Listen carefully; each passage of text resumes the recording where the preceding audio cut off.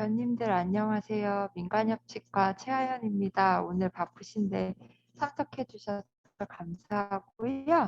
잠시 후 2시부터 서호성 위원장님의 진행으로 2022년 서대문구 예산안에 대한 주민설명회를 시작하도록 하겠습니다. 그럼 2시에 시작하도록 하겠습니다. 잠시만 기다려 주세요.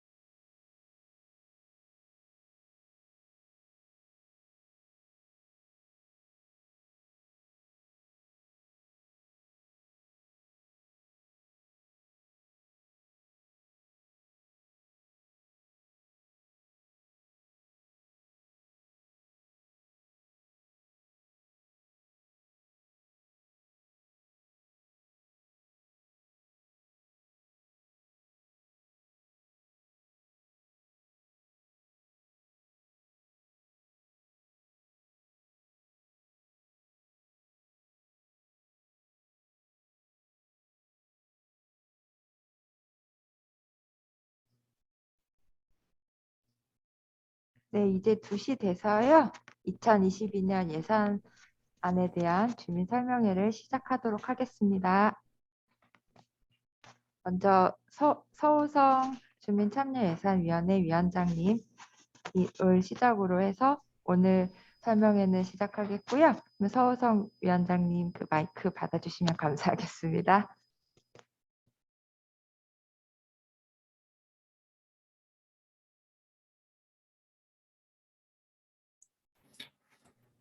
네, 안녕하세요. 그, 원래 좀 거창하게 하려고 그랬는데, 서대문 구민 여러분, 그리고 서대문 협치위원 여러분, 참여예산 위원 여러분, 그리고 공무원 여러분, 오늘 이 자리에 참여해 주셔서 감사드립니다. 제 11기 서대문구 주민참여예산위원회 11기 위원장 서호성입니다. 반갑습니다. 네, 이렇게 하려고 했는데, 원래 이렇게 했는데, 인원이 많지 않네요. 이게, 저희가 이렇게 열심히 활동하는 거 못지않게, 이게 또 홍보나 이런 게 또 중요한데, 우리 위원회 차원에서 협치 쪽이나 우리, 아무튼 기존에 교류하는 쪽하고 주민들한테 홍보를 좀 덜한 것 같아요. 뭐, 좀 안타깝기도 하지만 특히 아마 이 자리를 많이 또 준비하셨을 그 예산팀 김인희 팀장님을 비롯해서 공무원분들에게 좀더 준비를 많이 하셨을 텐데 좀 더 많은 인원이 좀 참여를 하지 못하게 된 것에 대해서 먼저 좀 죄송한 마음이 좀 있습니다. 하지만 여기 계신 분들은 다 거의 그러니까 참여예산위원회에서도 거의 운영진급들이어서 아무튼 그 의미는 잘 전달되리라고 봅니다. 우리 참여예산위원회는 주민 의견서를 예년보다 빠르게 제출했죠. 1차 제출한 거고 이제 2차가 남았습니다만 그 1차 요번에 다 아시겠지만 다시 한번 말씀드리면 예전에는 서대문구청에서 예산안 편성을 다 확정하고 그리고 난 다음에 이제 주민 의견서를 만들어서 이제 구의회로 보냈잖아요. 그런데 올해는 달랐죠. 그러니까 서대문구청에서 예산안을 편성을 확정하기 전에 우리한테 의견을 물어봤습니다. 그러니까 각 구청, 각 부서에서 사업 요구서 단계에서 우리한테 참여사위원회 주민 의견을 물어본 거죠. 이것은 대단히 획기적인 것입니다. 그러니까 전국에서 최초고요. 그리고 온전하게 이 예산 편성권의 어떤 어, 권한을 진짜 주민하고 같이 하겠다라고 하는 저는 서대문구청의 어떤 의지라고 생각합니다. 더군다나 이제 얼핏 얘기는 나왔지만 이런 어떤 사업 요구서서부터 주민 의견서를 받겠다. 그리고 예산 편성 확정 전에 주민 의견을 받겠다라고 하는 이런 얘기는 또 기획예산과 예산팀에서 먼저 또 제안을 한 거거든요. 이건 정말 또 대단한 일이라고 생각해요. 그러니까 서대문구청이 능동적으로 우리 협치를 하겠다라고 하는 어떤 그런 어떤 마음가짐 혹은 각오 이렇게 아무튼 우리 서대문 협치가 앞서 나가고 있다는 증거라고 저는 생각을 합니다. 물론 우리 협치위원님들이 굉장히 고생하셨고 또 사상 최초로 또 우리 봄에는 또 결산안에 대한 주민의견서도 작성을 했죠. 그러니까 대단히 굉장히 노력하시고 그랬지만 또 서대문구청 공무원들이 어떤 이러한 노력들이 또 대단한 거라고 우리가 또 충분히 인정하고 고마워해야 될 것 같습니다.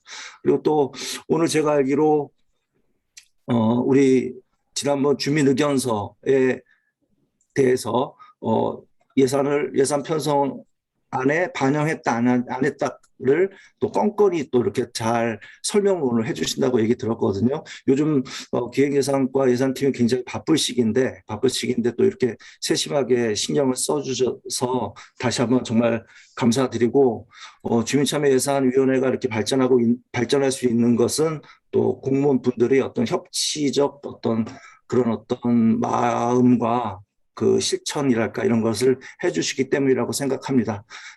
제가 이제 오늘 말씀을 뭐 길게 할 필요는 없고요. 이제 준비해 오신 예산팀에서 준비해 오신 예산안 설명을 잘 듣고 그리고 또 약간 이 예산안이 좀 어려울 수 있잖아요. 하지만 우리가 한번 이렇게 사업을 한번 훑어봤으므로 설명을 듣고 또 궁금한 것이나 혹은 뭐 약간의 의견 같은 거 참여하신 분들이 좀 많이 말씀을 주셨으면 하는 그런 바람이 있습니다. 자, 오늘 준비하시느라고 수고하셨고 또 오늘 참여해 주셔서 감사합니다. 고맙습니다.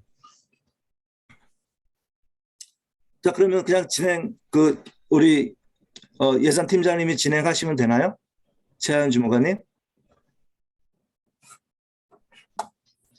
네, 그러면은 이제는 내년도 예산안에 대해서 그 예산팀 김민희 팀장님의 설명을 들어가도록 하겠습니다.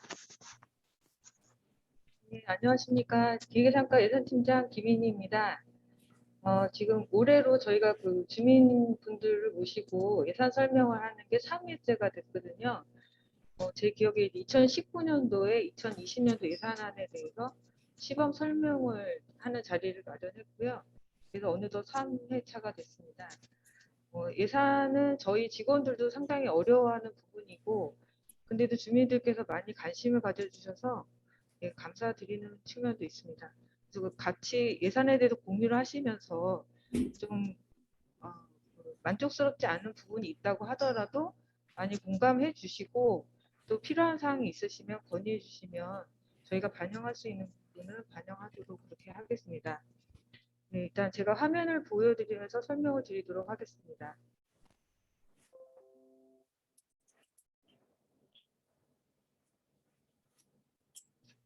네, 2022년도 예산안에 대해서 설명드리겠습니다. 저희 서대문구는 이제 코로나19 장기화로 인해서 재정 여건이 좀 넉넉하지는 않았습니다. 네, 그럼에도 불구하고 저희가 그 자체적으로 인건비라든가 공무원 여비 등 그다음에 저희가 그 연간 단가라고 해서 작년에 좀 많이 확장적으로 운영한 부분이 있었거든요. 그런 예산을 좀 축소하고 저희가 꼭 필요한 지금 올해 이제 11월 1일부터 사회적 거리 완화가 되면서 이제 위드 코로나 단계를 저희가 준비해야 되는 그런 상황이거든요. 그래서 코로나 관련된 방역도 지속적으로 추진하고 그다음에 빠른 속도로 지금 무너진 지역 경제 활성화를 위해서 예산을 많이 이제 반영하도록 노력했고요. 그리고 저희가 앞으로 다가올 미래 세대에 대한 준비를 위해서 혁신적 미래 대응 분야로 예산을 반영을 했습니다.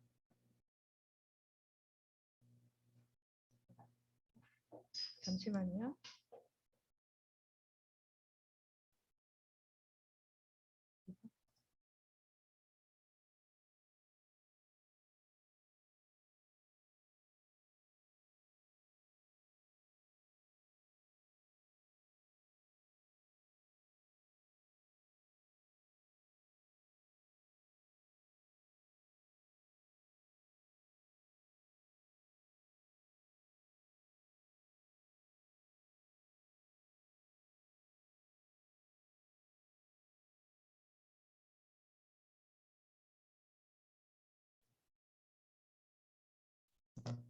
잘 들리시는지 모르겠습니다. 네, 저희가 지금 목차는 2022년도 예산 편성 방향, 그 2022년도 서대문구 살림살이, 그다음에 주요 편성 내역과 주요 투자 사업으로 준비를 했습니다. 2022년도 예산 편성 방향에 대해서 설명드리겠습니다. 앞서 말씀드린 대로 저희가 이제 코로나 이후에 안심 활력 도약을 뒷받침하는 신속한 지역경제 회복과 핵시점 미래 대응을 위해서 예산을 이제 일부는 절감을 해서 추가적으로 증액한 예산은 작년 대비 52억 원입니다. 서대문구 살림살이에 대해서 말씀드리겠습니다. 저희가 지금 연도별로 최근 4년간 예산 규모는 2019년도 5,400억대에서 지금 2022년도에 거의 7,000억에 육박하는 예산을 재정을 지금 꾸려가고 있습니다. 정부나 서울시 예산 대비로는 턱없이 많이 부족하지만 그 미미하나마 예산을 이제 확장적으로 운영하려고 준비를 하고 있고요. 일반회계 예산은 전년 대비로는 지금 2,772억 원으로 2.1% 정도가 증가된 상태입니다. 특별회계 경우에 저희가 지금 세외 수입 부분이 이제 코로나 관련해서 그 세외 수입이 많이 위축이 되다 보니까 특별회계 경우는 48.2%가 지금 감소된 상태입니다. 네, 일반회계에 대해서 설명드리겠습니다. 저희가 이제 그 재정 일반회계 6,772억 원에 대해서 저희가 주 세원이 지방세, 세외 수입, 지방교부세, 조정교부금, 보조금, 보존 수입이라는 항목으로 관리를 하고 있는데요. 주민분들이 좀 이해하기 어려우신 이제 그 예산 과목이기도 합니다. 지방세는 이제 대표적으로 저희가 주민분들이 납부하시는 7월, 9월에 납부하는 재산세가 대부분을 차지하고 있고요. 그다음에 세외 수입은 이제 그 문화체육회관이나 이런 시설 사용료, 그다음에 입장료 수입, 그다음에 각종 그 재직면 발급 수수료를 수반하는 이제 세외 수입이 되겠고요. 지방 교부세는 이제 주민들께서 일정 부분 소득 재산이 되시는 분들이 내는 부동산 교부세가 주 재원이 되겠습니다. 조정 교부금은 저희가 서울시로부터 일정 부분은 재정 지원을 받고 있는데요. 전체 서울시 예산의 21.6%를 25개 구청이 재정 자주도에 따라서 배분을 받습니다. 그래서 그거에 대해서 저희가 편성을 했고요.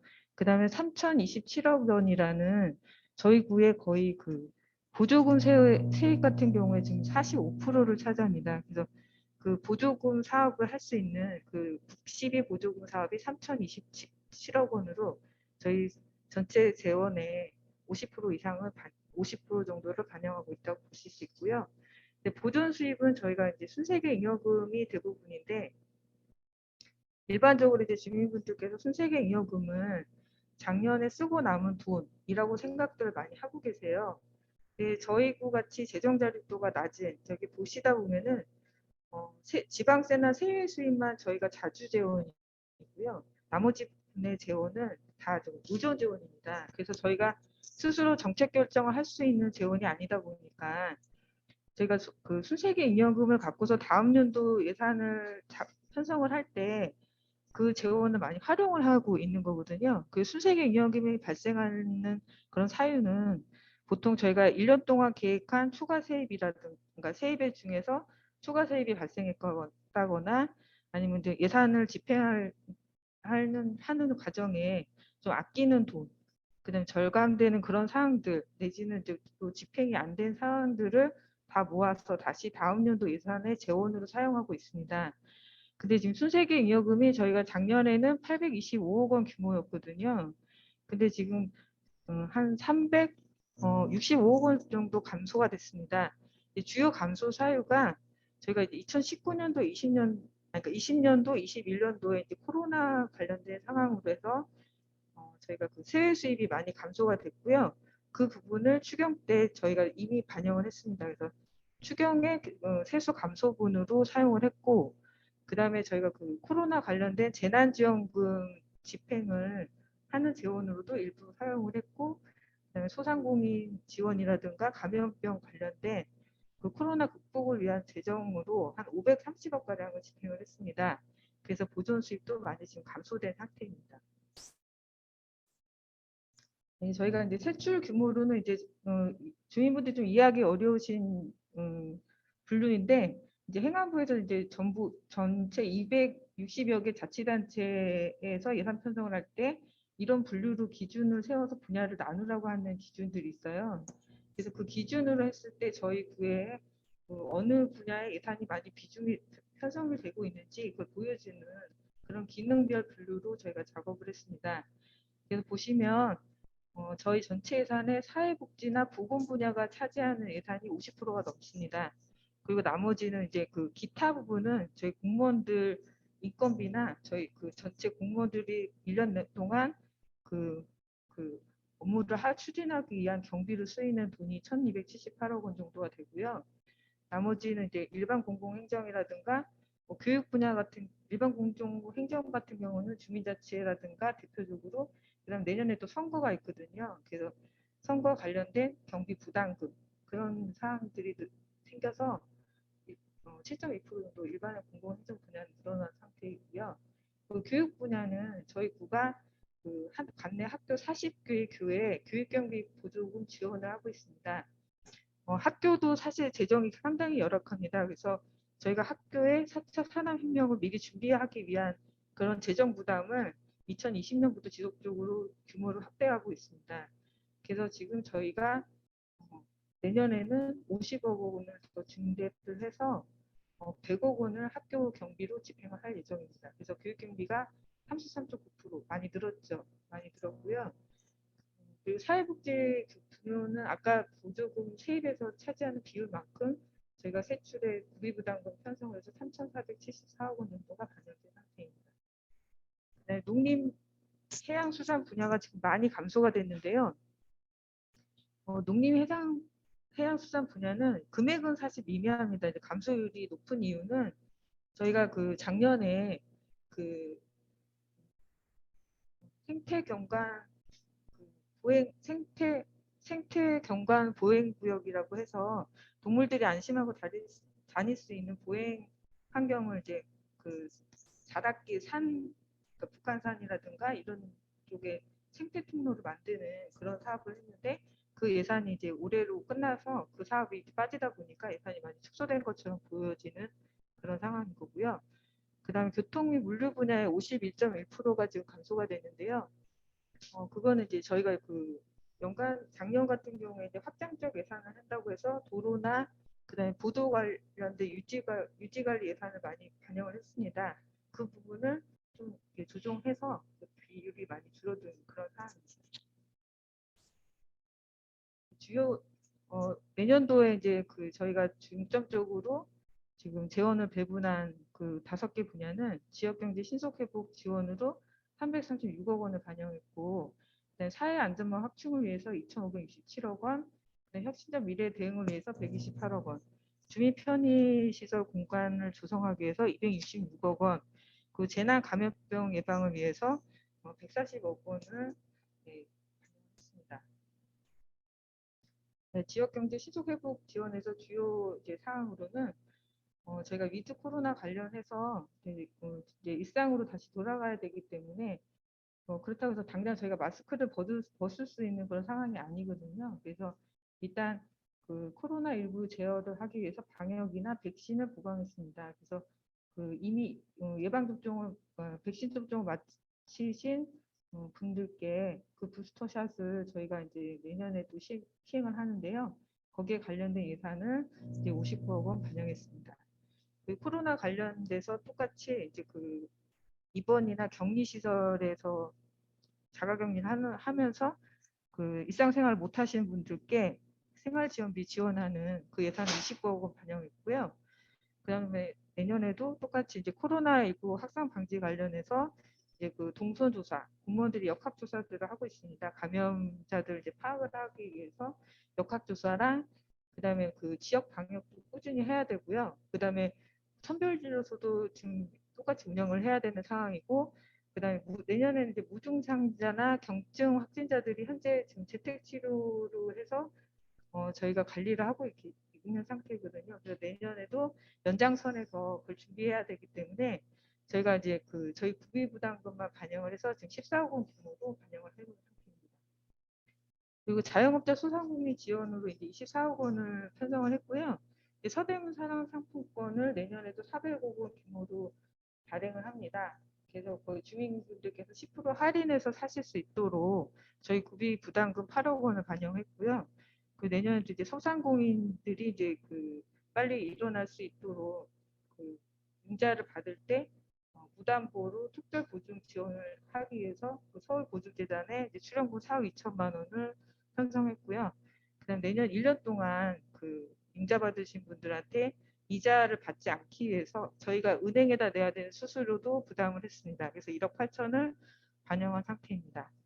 그 내년에는 이제 코로나19로 해서 그 소상공인들 중에 그 지금 영업 제한이라든가 집합 금지에 의해서 이제 그 영업을 하지 못해서 피해를 보신 분들이 관내 다른 상가를 이제 상가로 이사를 할 경우에 저희가 중개보수 수수료를 지원하는 사업을 새로 만들었습니다. 그래서 그 중개 수수료를 이제 한 중개 소상공인한테 30만 원 범위 내에서 이런 지원하는 사업입니다.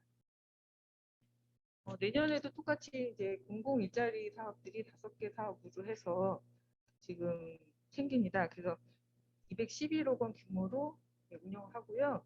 그다음 고용유지 지원 사업이라고 해서 휴업 지원 수당을 지급하는 사업주들한테 저희가 이제 그 사업주 고용주의 부담을 덜어주기 위해서 33%의 부담금을 저희가 대신 지원을 합니다. 똑같이 그래서 고용유지 지원 사업으로 6억 원을 반영을 했고요. 내년에 좀 달라지는 내용으로는 이제 사회 구조가 많이 이제 1인 가구라든가 고령화가 점점 증가가 되고 있고, 그다음에 이제 저출산이 이제 심화되다 보니까 정부에서도 이제 그런 사업들을 많이 발굴을 한 상태입니다. 그래서 내년에는 전국적으로 그 내년에 출생하는 아이가 첫째든 둘째든 상관없이 내년에 출생하는 아이에 대해서 1인당 그 200만 원을 지원하는 천만나 이용권 지원 사업이 새로 생겼습니다. 그래서 그거 부분을 제가 이거 반영했고요. 그다음에 영유아 보육 지원은 저희가 이제 그 영유아 같은 경우에 그러니까 어린이집에 다니는 아이가 있고 안 다니는 아이가 있는데 어린이집에 다닐 경우에는 이제 보육료 지원을 하고 있고요. 근데 가정에서 양육할 경우에는 가정 양육수당을 주고 있었거든요. 내년에는 그 영아수당이라고 새로 신설이 됐습니다. 그래서 내년에 출생아에 대해서는 0세에서 11개월까지는 30만 원을 지급을 합니다. 그리고 이제 그 이후에는 이제 그 가정 양육수당을 이제 연령별로 받게 되고요. 그다음에 아동수당은 내년에는 만 8세까지 10만 원을 받게 됩니다. 그래서 그런 보육 관련된 예산이 436억 원 반영했습니다. 아까 말씀드린 스마트 교육 환경 대상으로 저희가 그 학교에 그 그러니까 4차 산업혁명 관련돼서 미리 그 학습 도구라든가 그런 학습 환경을 준비해 주기 위해서 그 예산을 이제 100억 원을 편성을 한 거고요. 그리고 이제 무상급식이라든가 그다음에 무상교육을 할 수 있는 그런 예산들을 반영을 해서 153억 원을 편성한 상태입니다. 내년에도 이제 기초연금이 저희 구에서 차지하는 보조금 사업 중에 제일 규모가 큽니다. 기초연금이 이제 1,141억 원인데요.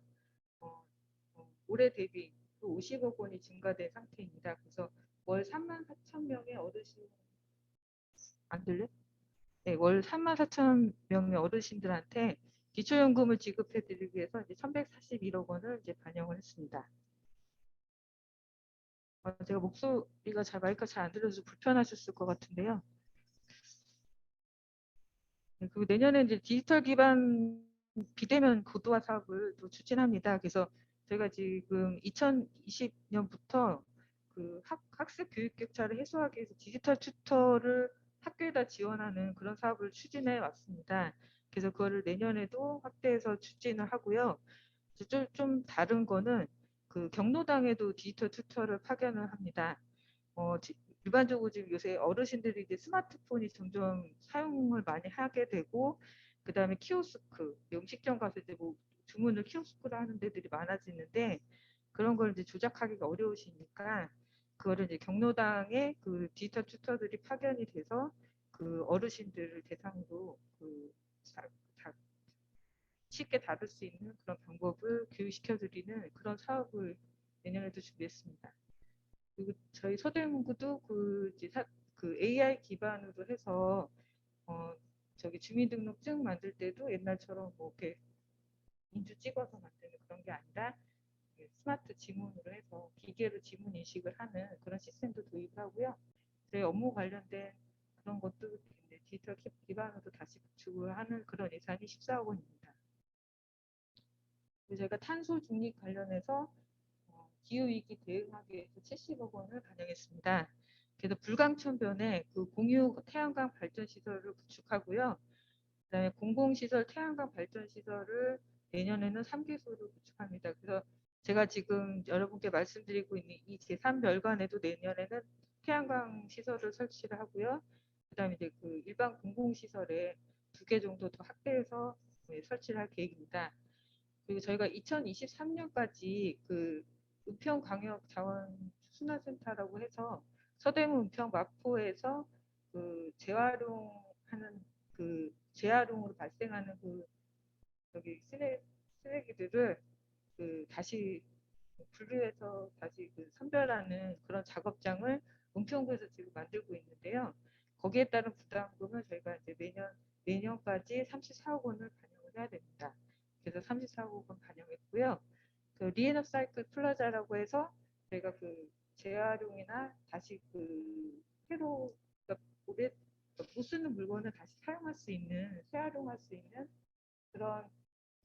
그런 인프라를 만들기 위해서 리에너 사이클 플라자를 건립을 합니다. 그 자세한 내용은 저희가 투자 사업 설명할 때 말씀드리고요. 그다음에 저희가 주민 편의 기반 조성을 위해서 266억 원을 이제 편성을 했습니다. 그 도시생활 환경 개선을 위해서 천연축면 도시재생 유지 사업을 2022년까지 이제 그 제가 2019년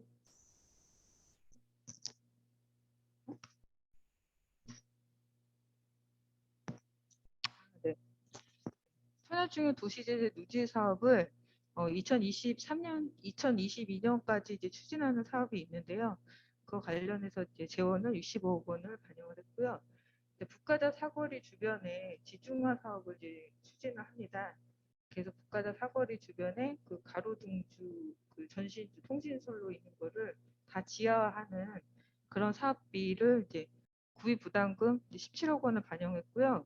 그다음 증가로 백년시장 이때 지중화 사업을 지금 추진하고 있는데 지금 저희가 그 올해 그 추진하고 있는 와중에 그 설계 과정에서 이제 그 좀 예산이 더 증가가 돼서 그 부족분 9억 원을 반영했습니다. 네, 주민 편의 시설로 내년에는 이제 천연동 도시재생 복합센터라고 해서 그 농민신문사라고 천연동에 있는 그 옆에 저희가 그 부지를 매입을 했습니다. 그래서 거기에 가족센터랑 그 체육센터를 건립을 합니다. 그래서 거기 그 내년도 부담금 이제 저희가 58억 원을 반영했고요. 그리고 이제 남가다동에 데이케어 센터를 어르신들 이제 관리하는 데이케어 센터를 남가다동하고 연희동에 이제 새로 이제 공사비를 마련했습니다. 50억 원 반영했고요. 북가다동에 어린이 창작 놀이공간을 조성을 새로 합니다. 그래서 거기에 관련된 신규 설치 예산 18억 원을 반영했습니다. 그 재해재난 관련된 감염병 예산을 또 145억 원을 반영을 했고요. 그래서 인플루엔자 등 각종 독감과 그다음에 폐렴 관련된 예방접종을 실시하기 위해서 44억 원을 반영했습니다.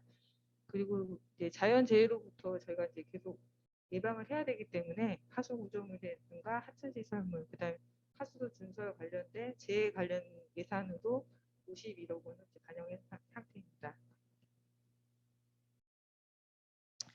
네, 특별회계는 이제 136억 원 규모이고요.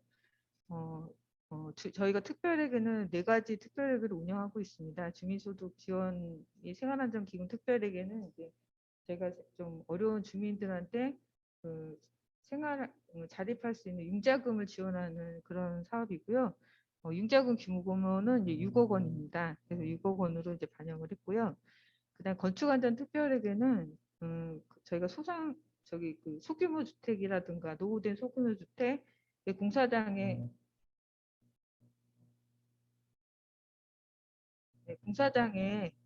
그 안전한지를 점검하는 그 건축 안전 관리 요원들이 있거든요. 그 관리 요원들 3명을 저희가 채용을 해서 그 사업을 주력할 수 있도록 건축안전센터를 운영하고 있습니다. 그래서 그 건축안전센터 운영비 예산을 반영을 했고요. 의료급여 기금 특별에게는 이제 의료급여 생활이 어려우신 기초 수급자분들 중에 의료 지원이 필요하신 분들을 위해서 의료급여 지원 특별회계를 운영하고 있습니다.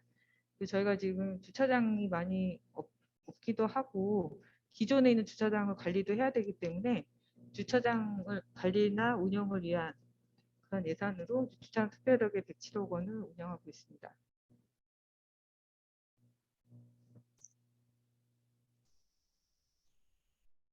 네, 주요 투자 사업에 대해서 말씀드리겠습니다. 저희가 북가자 이동 복합청사를 2017년부터 지금 준비를 하고 있었는데요.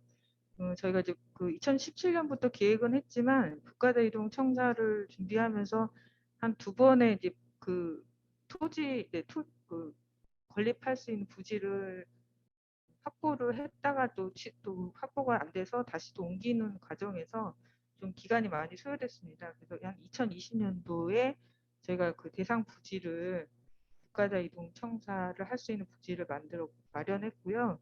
거기에 대해서 이제 지하 1층에서 6층까지의 그 국가자 이동 청사 건물을 짓습니다. 그래서 올해 지금 명도 소송이 진행 중이어서 이제 명도 소송이 완료되면 내년에 바로 공사를 발주를 해서 2023년 5월부터는 새로운 신청사에서 주민들이 좀 그 서비스를 이용받을 수 있도록 그렇게 준비를 하고 있습니다. 네, 신촌동 주민센터도 이제 복합화 사업을 합니다. 그 신촌동 광장 뒤에 되게 오래된 청사입니다. 그래서 지금 보시면 아시겠지만 이제 신촌동 주민센터와 그 밑에 그 사업 대상지에서 지금 그 버스들이 이렇게 되어 있잖아요. 지금 공용 주차장을 쓰고 있는 그 부지까지 해서 저희가 청년 주택하고 이제 복합 청사를 같이 지어서 이거를 이제 저희가 주민센터로도 활용하고 이제 청년 세대들이 일부 한 100세대 정도 계획을 하고 있는데 거기 들어와서 같이 생활하면서 활동을 할 수 있는 그런 청년 주택이 포함된 복합화 사업을 추진합니다. 총 사업비는 267억 원이고요. SH 공사에서 이제 공사하는 시행을 하고요. 저희 구에서는 지금 70억 원 규모를 부담을 해야 되고 지금 이거는 다 기금 사업으로 하고 있습니다. 그래서 조성은 저희가 이미 기금으로 다 해놨고요. 내년도에 실제로 기금에서 사용하는 돈은 50억 원을 이제 집행을 하게 됩니다. 불관천변에 이제 공유태양광 발전시설을 구축합니다. 제가 산업통상자원부로부터 이제 스마트 그리드 시스템 사업이라고 해서 그 이제 어떻게 하면 이제 에너지를 많이 절약할 수 있는지 그런 그 모델로 저희 구가 이제 선정이 됐습니다. 그래서 200억 원 규모로 이제 산업통상자원부에서 저희 구를 대상으로 이제 시범 사업을 하고 있는데 저기 불광천변에 거주자 우선 구차 구역이 한 134면 정도 있는데 그중에 50%는 국비로 이미 이제 올해까지 공사를 추진해서 태양광 패널을 만들 거고요. 내년도에 저희가 그 나머지 62면에 대해서 태양광 패널을 만들어서 그 태양광 패널을 활용해서 그 에너지를 모으는 그런 태양광 발전 시설을 불광천변에 설치할 예정입니다. 그 소요 예산이 4.6억 원 정도 됩니다. 아까 말씀드린 이제 리에노사이클 플라자를 이제 건립을 하고요. 이거는 저희가 그 서울시 공모 사업으로 2020년도에 선정이 됐습니다. 그래서 총 사업비 60억 원인데 한 49억 원은 서울시 예산을 확보를 해서 집행 추진을 하고 있고요. 저희가 이제 설계를 하는 와중에 이 좀 금액이 좀 인건비라든가 여러 가지 그러니까 물가 상승률 분이 반영이 돼서 한 11억 원이 좀 증가된 상태입니다. 그래서 총 부족한 예산 이제 60억 원으로 해서 저희가 부족한 예산 11억 원을 반영했습니다. 그 아까 말씀드린 그 남가자 일동에 경로당이 있는데요. 그 경로당 부지에 저희가 구립 데이케어 센터를 신축합니다. 그래서 어르신들이 좀 케어를 받을 수 있는 그런 공간으로 해서 65억 원 규모로 추진을 하고 있고요. 저희가 지금 내년도에는 사실 공사비는 57억 원 정도 필요한데 일단 구비로 37억 원을 편성을 했고 나머지 부족한 돈은 외부 지원을 확보해서 추진할 계획입니다. 그리고 이제 그 옛날에 구리 응가 어린이집이라고 국가대동에 있는데요. 원래 거기를 이제 커뮤니티 키친 공간으로 해서 이제 주민들 공유 공간으로 사용하려고 추진을 했는데 그 건물 면적이 활용할 수 좀 활용하기 용이하지 않는 그런 공사비 대비 면적이 적당하게 나오지 않아서 어린이 창작 놀이 공간으로 다시 사업을 변경을 했습니다. 그래서 저희가 그 건물이 또 너무 노후하기도 하고 그래서 처음에 리모델링을 추진하려다가 리모델링보다는 다시 신축이 낫겠다고 생각을 해서 지금 철거를 해서 다시 신축하는 걸로 해서 어린이 창작 놀이 공간으로 해서 18억 원의 구비를 편성했습니다. 네, 아까 말씀드린 이제 천연도 도시재생 국가센터 건립으로 해서요. 그 천연동 지역의 이제 생활체육시설이랑 그다음에 그 다문화 가족 지원센터를 같이 운영하는 그런 복합시설을 준비 중에 있고요. 내년도에 57억 원이 반영되고 준공은 이제 내후년 2023년 12월 정도도 계획을 하고 있습니다. 아까 말씀드린 이제 북가다 사거리 주변 지중화 사업이고요. 지금 전봇대라든가 그 사거리 일대 쭉 그 양면으로 양방향 쪽에 이제 그 지저분하게 되어 있는 전신주 13개 정도 된다고 하더라고요. 13개랑 통신선로를 다 지하화하는 그런 지중화 사업을 위해서 47억 원이 필요한데 저희가 한전하고 저기 서울시에서 일부는 부담을 하고요. 저희는 이제 17억 원을 부담해서 사업을 마무리하도록 하겠습니다. 그리고 서대문 문화체육회관에 진인로 이동 편의 시설을 설치합니다. 저희가 그 서대문 문화체육회관에서 서울 홍현초등학교까지 올라가는 길이 상당한 그 경사길이다 보니까 주민분들이 많이 좀 요구를 하셨어요. 그래서 거기에 대해서 이동 편의 시설로 이제 에스컬레이터를 설치하는 거를 올해 이제 실시 설계를 했고요. 내년에 이제 공사비 6억 7천만 원을 반영했습니다. 네, 그 백령고 홍제교관 보행테크를 설치하는 사업입니다. 저희가 이게 지금 보건소 별관 지금 저희가 리앤업 사이클 플라자를 짓는 그 뒤에 이제 홍제천이 있는데요. 그 홍제천변 그 좌측에 있는 그 이면 도로가 보행 공간이 거의 없습니다. 근데 마을버스도 많이 다니고 교통량도 많은데 그래도 보행로가 없어서 저희 구에서 이제 그 홍제천에다가 교각을 세워서 보행 테크를 만드는 그런 사업입니다. 그래서 올해 실시 설계를 했고 일부는 이제 그 다른 사업의 낙찰 차익이나 집행자익을 이용해서 일부 조성하고 있어요. 그래서 지금 홍제 일동 제1공영 주차장에서 그 예안교회라는 곳까지는 올해 안에 준공을 하고요. 지금 내년에 예산에 반영하는 거는 그 백령교 진입하는 데서 예안교회까지 그 남은 구간에 대해서 4억 5천만 원을 반영했습니다. 네, 이상 보고를 마치겠습니다. 저희 예산팀에서 준비한 내년도 예산안에 대한 설명은 여기까지고요.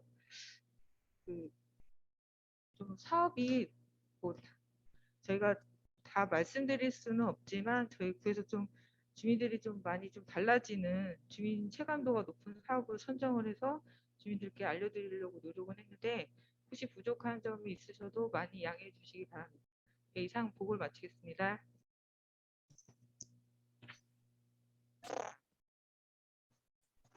네, 많은 준비해 주신 예산팀의 김인희 팀장님 다시 한번 감사드리고요. 지금 팀장님께서 설명하신 부분 관련해서 혹시 궁금하신 사항 있으시면 마이크 개인적으로 푸실 수 있도록 권한 드렸으니까 질의해 주시면 되겠습니다.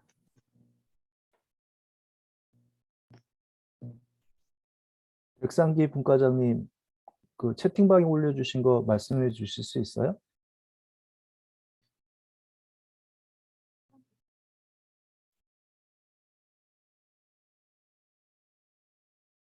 아, 사무실이라 채팅만 가능하군요. 제가 대신 말씀드릴게요.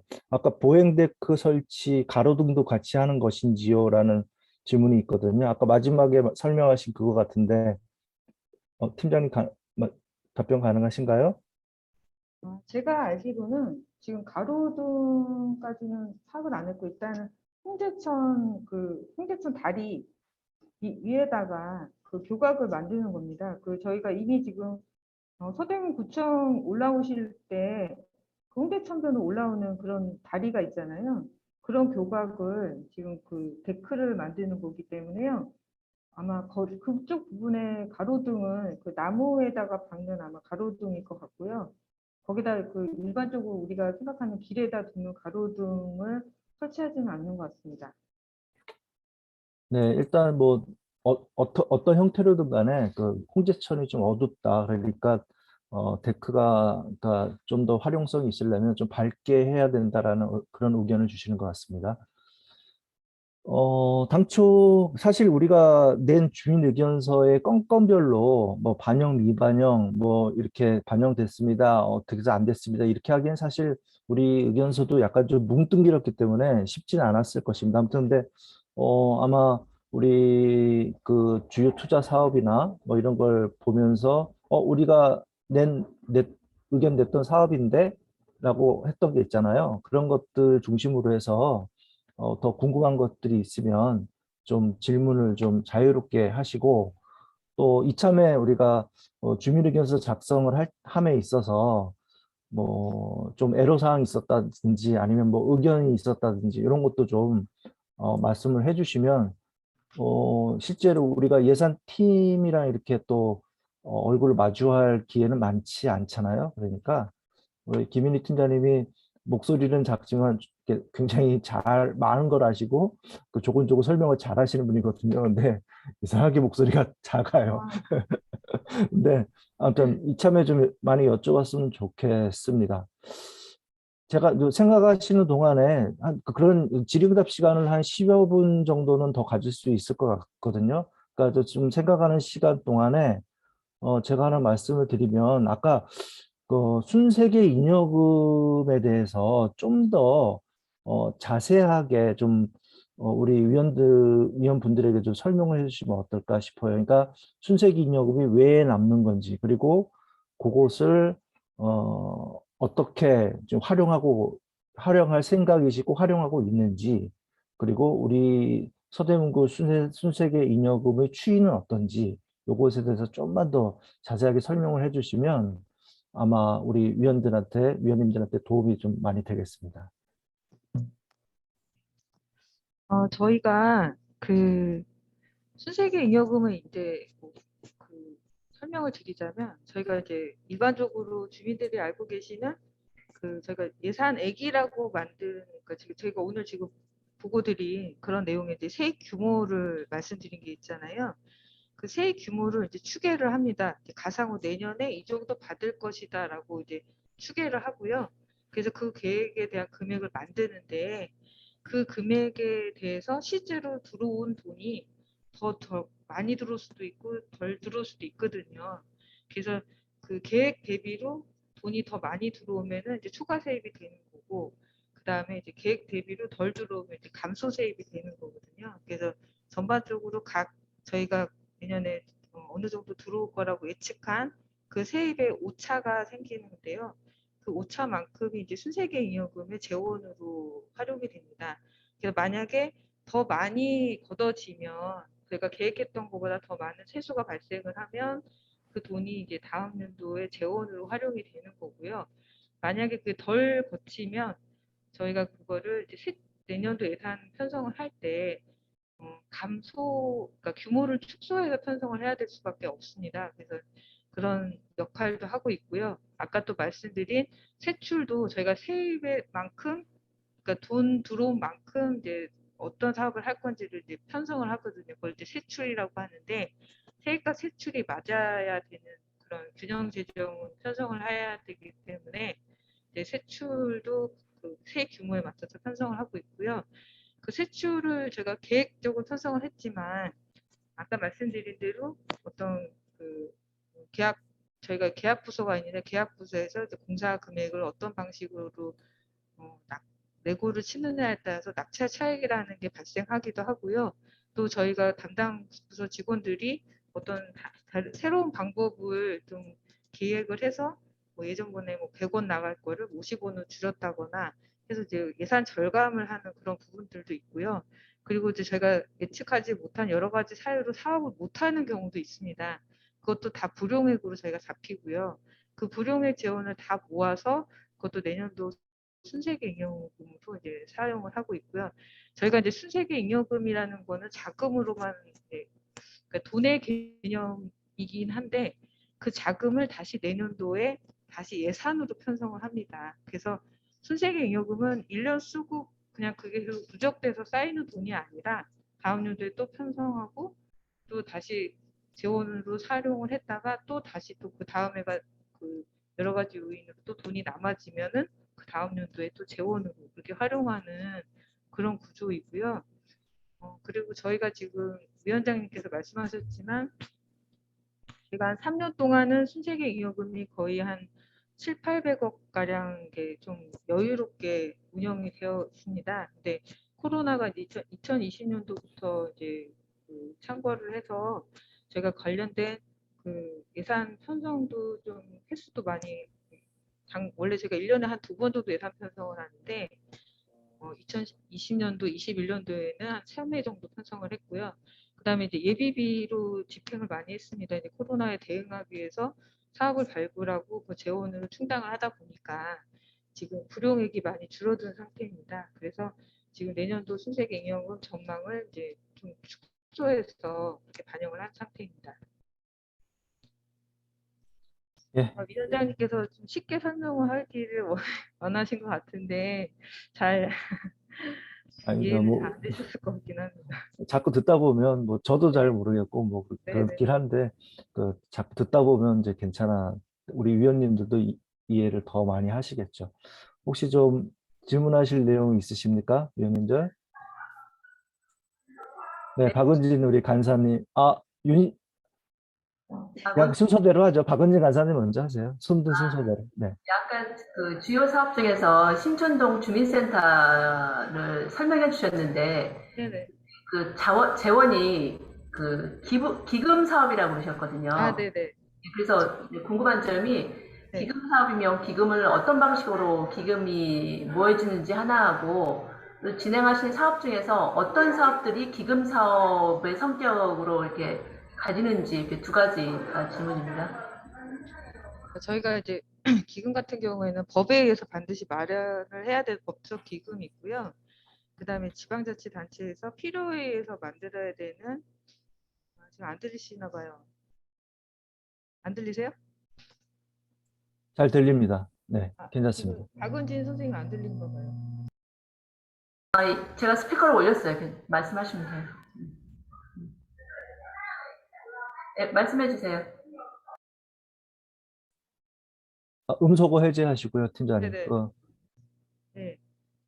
제가 기금 같은 경우에는 이제 법적 기금이 있고 그다음에 자치단체에서 재량으로 만들 수 있는 기금이 있습니다. 근데 이제 지금 그 청사 관련된 기금들은 저희가 그 대규모 예산들이 많이 들어가는 예산이고요. 보통 청사 하나 짓는데 한 100억 이상은 들어가는 것 같아요. 그래서 그런 재원을 저희가 매년 예산에 그냥 그 투자 사업으로 편성하기에는 막대한 돈이 들어가다 보니까 일단 청사에 대해서 저희가 25개 동이 있다 보니까 청사 노후도를에 대해서 이제 그 자치행정과에서 조사를 해서 연차별로 이제 올해는 어느 청사, 내년에는 어느 청사 이렇게 단계별로 청사를 이제 바꾸는 그런 사업 계획을 마련하고요. 거기에 관련돼서 저희가 필요한 재원을 조성하기 위해서 이제 좀 모으기 위해서 모아야 이제 공사를 할 수 있으니까 그래서 기금을 만듭니다. 그래서 저희가 그 동청사 기금으로 해서 지금 내년에 그 할 수 있는 게 이제 북가다 이동 청사하고 신촌동 복합청사거든요. 그래서 거기 관련된 기금을 매년도 그 예산에 가용 지원이 있을 때마다 기금 전출금으로 해서 일반회계에서 출연을 한 상태입니다. 그래서 일반회계 재원을 기금으로 옮겨서 그 기금에 모았다가 어느 정도 기금이 모여지면 그걸 공사비로 활용하는 그런 순서로 운영을 하고 있습니다. 그러면 저는 그 기금이란 말이 외부에서 생각했던 기금이 외부에서 네. 어떠한 보조를 받거나 지원을 받는다고 생각했는데 그게 아니라 단위가 크거나 장기간에 걸친 사업 같은 경우는 미리미리 네네. 조금씩 적립을 해놓는다는 말씀이시네요. 아, 네, 맞습니다. 네네. 적립금이신 거네, 그러면. 그렇죠. 적립을 해서 제가 일정 금액을 모아서 그다음에 이렇게 운영을 하는 그런 거고요. 저희가 기금 사업이라고 해서 외부 지원을 받지 않는 건 아니고요. 외부 지원을 받기 위해서 부단히 노력을 하고 있고요. 근데 이제 청사 같은 경우에는 외부 지원을 받기가 상당히 어렵습니다. 왜냐하면 우리 청사이기 때문에 다른 기관에서 니네 돈으로 해라 그런 경우가 많거든요. 그래서 저희가 그럼에도 불구하고 이제 국회의원분들 통해서 이제 특별교부세도 많이 받아오려고 노력을 하고 있고요. 국가자유동 청사 같은 경우에는 특별교부세 7억 원을 이제 확보를 해서 기금에 넣어주는 상태고요. 그리고 외부 공모 사업도 많이 지금 부서에서 신경을 써서 외부 공모 사업 확보를 하려고 해서 국가자유동 청사 같은 경우는 한 40억 원가량 국비를 확보했습니다. 그래서 우리 구 재원을 줄이려고 부서에서 부단히 많이 노력을 하고 있는 그런 상황입니다. 네. 다 어느 정도 해결됐으리라고 생각하고 윤신 위원님 마이크 켜고 말씀해 주십시오. 예, 저는 아까 그 주차구역 관리 예산 금액이 큰 것 같은데 네네. 어떤 용도로 쓰고 있는지 궁금하고요. 네. 저희가 이번에 현장 모니터링 할 때 그 인왕시장길 그 주차길 확대 그 모니터링을 했었거든요. 근데 이제 그 저희 의원들이 하신 말씀이 거기 주차구역의 비용을 거기 뭐 롯데마트도 있고 시장도 있잖아요. 거기에서 이제 관리를 한다고 해서 그쪽의 비용으로 이런 그 사업을 시행해야 되는 거 아니냐라는 말씀을 하셨었거든요. 근데 또 거기에서 일정 어떤 그 수입이 발생되면 뭐 구청 수입으로 간다고는 해서 아 그런가 보다 하고 이제 이해를 했는데 아까 그 뭐 주차구역이 한 100억 정도 되시는 것 같더라고요. 근데 그렇게 많이 소요가 되는지 어떤 데 그렇게 관리가 돼서 금액이 많이 적용되는지 궁금해서 아, 네네. 여쭤봅니다. 예. 요새는 주차장 한 면당 그러니까 저희가 주차장을 확보하기 위해서는 토지 보상을 해야 되거든요. 그러다 보니까 보통 통상적으로 주차장 한 면 만들려면 1억 정도 들어간다고 하더라고요. 그래서 되게 비효율적이긴 한데 지금 현실이 그런 상황이고요. 이제 집가들이 많이 올라서 그런 것 같고요. 지금 의원님께서 말씀하신 주차장 특별회계는 글자 그대로 이제 주차장을 확충하기 위한 재원을 마련하는 회계입니다. 그래서 거기에 대한 세입원이 이제 저희가 이제 불법 주차를 했을 경우에 단속해서 생기는 과태료 세입이 있고요. 그 아까 의원님이 말씀하신 이제 거주자 우선 주차구역이나 공영 주차장을 이용했을 때 주민들이 납부하시는 사용요금 있잖아요. 그것도 저희가 세원으로 하고 있습니다. 그리고 이제 저희가 주차장을 실제로 지을 때는 서울시에서 이제 보조금을 60%를 지원을 하기도 하고요. 그래서 그 주차장 관련된 모든 세입을 모으는 데가 이제 주차장 특별회계이고 주차장 특별회계를 통해서 주차장 사업을 건립을 하는 그런 재원을 충당을 하고 있습니다. 그래서 실제로 지금 108억 원이라는 거는 내년에는 지금 가시적으로 보이는 주차장 사업은 없고 소규모 공용 주차장이라든가 저희가 그린 파킹 사업 계속 꾸준히 하고 있거든요. 그런 소규모 공용 주차장이나 그린 파킹 사업. 그리고 이제 저희가 계속 거주자 우선 주차구역이나 공용 주차장을 유지 보수하고 관리를 해야 되는 부분이 있기 때문에 그런 경비에 충당을 하고 있고 저희가 세입이 이제 불법 주차 과태료를 세원으로 하기 때문에 거기에 대한 단속원들의 경비 이런 걸로 이제 좀 편성을 해 놓은 상태입니다. 해결되셨나요? 네. 그리고 뱀이나 부위원장님께서 채팅방에 네네. 역시 남기셨는데 아마 네네. 아마 그 회사라서 네네. 아마 질문이 안 돼서 채팅하신 것 같거든요. 네. 네네. 채팅 확인하셨습니까, 팀장님? 예비비를 말씀하신 것 네, 같은데요. 예비비 편성 비율이 정해져 있는지 요거랑 예비비는 네. 네네. 예비비는 이제 일반회계의 경우는 예산 총액의 1% 이내로 되어 있습니다. 그래서 1%를 넘으면 안 되고요. 재해재난 목적 예비비라고 해서 저희가 이제 올해같이 이제 감염병 관련된 코로나가 발생했을 때 그 지원할 수 있는 그런 예비비는 그 편성에 대한 한도는 없습니다. 그렇다고 저희가 예비비를 방만하게 운영하기 위해서 뭐 예비비를 그 과다하게 편성하지는 않고요. 그래서 일반 예비비는 그 편성률이 그 1% 이내라고는 하지만 저희가 뭐 지금 거의 7천억 가량을 편성했다고 해서 2%면 한 700억 정도 되는데 그 정도로 예비비를 편성하지는 않고요. 올해도 이제 예비비는 한 29억 규모로 했고 내년에도 혹시 그 코로나 관련해서 긴급하게 지원할 수 있는 재해재난에 대비하기 위해서 재해재난 목적 예비비 60억 원을 지금 반영해 놓은 상태입니다. 예, 그리고 두 번째 예비비 관련해서 어떤 사업에 대해서는 사업비보다 예비비가 더 큰 경우가 있는데 아마 아까 네. 기금에서 보신 모양이에요. 그런 아, 거 왜 그런 건지, 그리고 아, 또 뭐 일반 회계건 기금이건 예비비 편성 후 미집행 불용액을 어떻게 처리하는지 요거 같이 물어보셨네요. 일반에게나 특별에게는 예비비가 있고요. 그 지금 예비비가 더 큰 경우가 있다고 하는 건데 어떤 사업을 보고 아까 말씀하셨나요? 기금에서 그 네. 주민 소득 아, 안정 그것에 예비 주민소득 지원 특별에게는 지금 기금은 아니고요. 그 이름은 기금인데 이제 회계로 운영을 하고 있습니다. 특별회계군요. 아, 예. 네네. 그래서 기금의 경우는 실제로 예비비가 없고요. 예비비가 없고 기금에서 돈이 남는 경우에 다 예치금으로 이렇게 운영을 하고 있고요. 지금 아까 말씀하신 주민소득 지원 특별회계 경우는 저희가 그 통상적으로 걔도 이제 그 돈을 융자를 해주고 다시 융자를 회수를 하거든요. 그 회수를 하면 다시 세입에 모아놨다가 또 융자를 해주기 위해서 그 재원으로만 그 목적으로만 활용하기 위해서 저희가 특별회계를 만든 거라 그래서 융자금 회수 수입을 다시 그 특별회계로 관리를 해서 세입 처리를 해야 되기 때문에 그 규모를 이제 유지를 하는 거고요. 저희가 보통 그 주민소득 지원 특별회계에 대해서 융자금 규모가 6억을 편성을 해도 실제로 주민분들이 이렇게 많이 융자를 받아가시지는 않는 것 같아요. 그리고 일단 융자 신청을 해도 뭐 은행 여신에서 조금 저희가 이제 융자에 대한 관리는 이제 우리은행에서 하다 보니까 이제 여신 문제 때문에 또 융자가 잘 안 되는 경우도 있고 해서 그래서 보통 통상적으로 저희가 평균 그 융자율을 반영을 해서 규모를 잡으신 것 같고요. 거기에 관련해서 혹시 돈을 못 쓰는 경우에 예비비로 편성을 했는데 주민소득 지원 특별회계 경우는 지금 예비비로 다 예비비긴 하지만 일반 예비비가 아니라 재해재난 목적 예비비로 편성을 했습니다. 그래서 올해 같은 경우에도 주민소득 지원 특별회계 쪽에서 그 무이자 융자를 하기 위해서 예비비에서 2차 보존금을 변경해서 집행한 사례가 있습니다.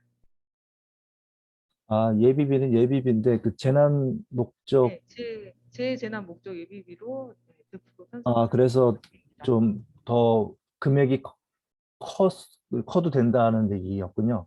그렇죠. 예. 그리고 네. 저희가 이제 어차피 주민소득 지원 특별회계는 융자를 하지 않으면 그 사업비 편성을 할 수가 없거든요. 근데 저희가 아무리 뭐 전액을 다 융자금 편성을 해도 실제로 그 돈이 다 나가지 않기 때문에 예, 그건 네, 알겠는데 이제 네네. 예비비가 이제 그 집행액보다 더 크니까 이런 질문이 온 것 네네네. 같은데 네네. 근데 그게 또 주민 그 융자 기금이 또 네. 재난 예비비로 된다는 것은 아마 좀 이해가 덜 갈 수도 있을 것 같으네요. 그건 그러니까 지금 주민소득 지원 특별회계 자체의 세원은 그 융자금 그 주민이 받아가 융자금이 다시 들어오잖아요. 그러면 그 돈을 다시 또 융자를 하기 위한 그 특별회계인 거예요. 그러니까 그 돌고 도는 돈인 거죠. 어떻게 보면은. 그러니까 올해 A라는 분한테 융자를 해줬는데 그분이 돈을 갚으면은 그게 다시 세입으로 들어오거든요. 그러면 그거를 다른 분한테 융자해주기 위해서 다음 연도에 세출에 또 편성을 하는 그런 구조다 보니까 그 전체 재원은 융자금 회수 수입으로 운영을 하고 있고요. 거기에 대해서 저희가 사업비로 쓸 수 있는 만큼만 편성을 하고 나머지는 사업이 안 되니까 이제 예비비로 편성을 한 거고요. 그 재해재난 목적 예비로 쓴 거는 이제 올해처럼 코로나 관련돼서 사업을 확대해야 할 때 그때 이제 2차 보존금 지원이라든가 예측하지 못한 걸 결정을 할 때 충당하기 위해서 재난 목적 예비비로 편성을 한 사항입니다. 주민 융자 기금이 이제 재난 네네. 기금의 성격을 또 갖고 있다라는 꼭 해석을 하신 모양이죠? 그렇죠. 융자 사업에 관련해서 어. 이제 이자 지원을 면제해주기로 만약 결정을 했을 때 그때 네, 이제 예, 아까 일반 예비비는 1% 이내고 재난 목적 예비비는 좀 퍼센테이지가 크다고 아까 처음에 말씀하셨었습니다. 엄밀히 따져서 한도는 없습니다. 한도 없는 거. 네네.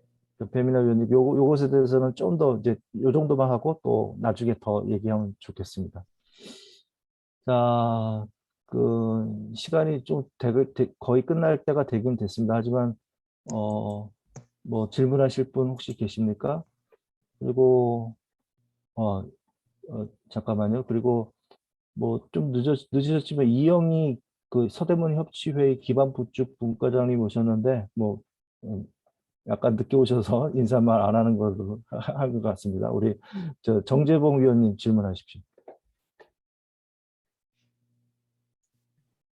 네, 제가 이제 개인적으로 잘 몰라서 궁금한 점은요, 이 주요 편성 내역이라고 해서 이제 여러 가지 일들이 예산이 편성되고 내역이 선정돼서 하잖아요. 그러면 이 주요라고 할 수 있는 이 편성 기준이랄까? 내역이라고 할 수 있는 기준이랄까? 그건 어떻게 선정이 돼서 예산이 그렇게 되고 그 내역에 그게 선정이 돼서 그렇게 예산이 되는지가 좀 궁금합니다. 저희가 그러니까 주민분들께 알려드리는 그 선정 기준을 아마 말씀하시는 것 같은데요. 저희가 일반적으로 이제 새로운 사업이라든가, 그러니까 내년에 새로 하는 신규 사업이라든가, 그다음에 이제 좀 예산이 많이 그러니까 차지하는 사업비가 많이 차지하는 그런 예산들을 주민들한테 같이 공유를 해야 된다고 생각하기 때문에 매년 하는 사업이라도 예산 규모가 큰 사업들은 제가 주요 사업이라고 해서 관리를 하고 있고요. 그다음에 투자 사업이나 이런 대규모 건립하는 사업들은 저희가 그 사전 절차에 의해서 관리하는 기준들이 있습니다. 그래서 총 사업비가 20억이 이상이 되는 사업들은 주민들에게 이렇게 알려드릴 수 있는 그런 사항이라 제가 그런 기준으로 해서 반영을 한 겁니다.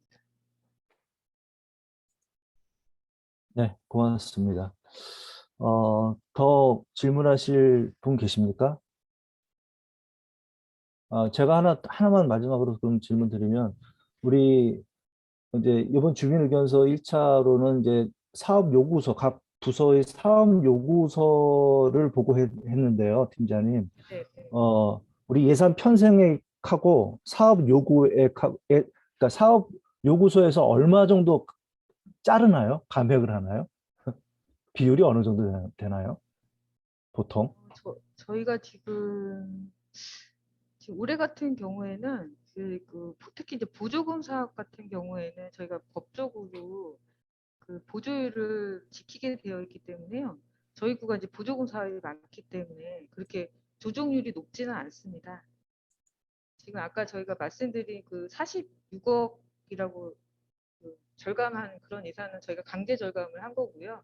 그래서 보통 이제 연간 단가 하는 사업 부서들이 올해 같은 경우에 조정을 많이 당한 거고요. 주민들이 제안하신 참여 예산이라든가 주민과 관련된 사업들은 저희가 최대한 보존을 하려고 그렇게 반영을 했습니다. 그리고 각 구청 각 부서의 예산 사업 요구서가 많이 잘리거나 그러지는 않는다는 그러니까 거군요. 저희 같은 경우 올해 같은 경우에는 기준은 이제 연간 단가 사업 같은 경우에 저희가 올해 2021년도에는 이제 코로나 상황이고 해서 이제 행사 같은 것도 많이 못하고 하니까 그때 최대한 시설 보강을 하기 위해서 투자 사업비를 많이 편성을 했거든요. 그래서 그 부분을 다시 이제 2020년도 수준으로 돌리기 위해서 그 작업만 좀 했습니다. 그래서 연간 단가 사업만 많이 좀 줄여놨기 때문에 주민들이 이렇게 딱히 체감하시면서 이렇게 사업이 많이 줄었어라고 느끼시는 부분은 없을 것 같습니다. 알겠습니다. 자, 더 질문하시거나 의견 혹시 없으십니까? 사실 이렇게 뭐 지금 다 일가 중이라 지금 회사에 있거나 다 이렇게 일가 중이셔서 이렇게 화면을 안 켜놓으시는 분들이 많은 것 같은데, 뭐 저번에 차승현 구의원이라고 우리 참여예산 제 굉장히 관심을 많이 갖고 계신 분이 있는데, 이런 주민 설명회 같은 거는 좀 더 많은 주민들이 참여하는 시간대에 이렇게 좀 했으면 좋겠다라는 의견도 있고, 또 오늘 같은 경우 보니까 이 굉장히 좋은 자리인데 또 준비 또 많이 한 예산팀에서 준비 많이 한 자리인데 이게 좀 그 인원이 좀 적어서 좀 아쉽긴 해요. 그래서 다음번에 내년부터는 어떻게든지 좀 더 많은 주민들이 참여하는 반드시 그 직접 모이지 않고 이렇게 온라인으로 하더라도 그런 자리를 좀 만들었으면 좋겠고, 아까 또 제가 이렇게 봤더니 유튜브로도 이게 그 중계가 되고 있더라고요. 아마 참여예산 팀에서 이제 우리 사실 참여예산 팀이 굉장히 기술적으로 아마 구청 각 부서에서 아마 앞서 나가는 팀이 아닐까 싶어요. 이렇게 줌 회의하면서 또 유튜브로 같이 이렇게 생중계하고 이렇게 사실 쉽지 않거든요. 외주 용역을 주지 않느나. 근데 또 이렇게 이런 것들이 잘 진행되고 있는 것 같습니다. 그래서 우리가 내년에는 좀 더 많은 주민들이 참여하는 이런 주민 예산 설명회가 됐으면 좋겠고요. 다시 한번 김민희 팀장님을 비롯해서 우리 예산팀 공무원 여러분 감사드리고, 준비해 주신 우리 참여예산팀 여러분께도 다시 한번 감사드립니다. 참고적으로 우리 11기 참여예산위원회는요, 지금 우리 주민의견서가 다 취합이 돼서 전달이 됐잖아요. 그리고 또 지금 한반기 모니터링도 하고 있습니다. 그래서 마무리 단계죠. 각 분과별로 고생을 하고 계실 겁니다. 근데 또 이거하고는 또 별도로 제6분과가 또 운영되고 있습니다. 그 제목이 뭐냐면 참여예산 활성화 지원단이라고 돼 있습니다. 그래서 거기 우리 어,